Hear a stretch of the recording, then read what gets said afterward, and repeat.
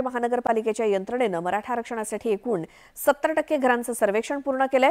गेल्या 8 दिवसांमध्ये पालिकेच्या यंत्रणेने 37 लाखांहून अधिक घरांना भेटी दिल्या आहेत। त्यापैकी 25 लाखांहून अधिक घरांचं सर्वेक्षण पूर्ण झालंय, तर 7.25 लाखांपेक्षा अधिक घरं बंद असल्याचं दिसलं आणि 4.25 लाखांपेक्षा अधिक घरातील रहिवाशांनी या सर्वेक्षणाला नकार दिला। बुधवारी सर्वेक्षणाचा शेवटचा दिवस आहे आज आणि एका दिवसात 1,80,000 घरांचं सर्वेक्षण करावं लागणार आहे।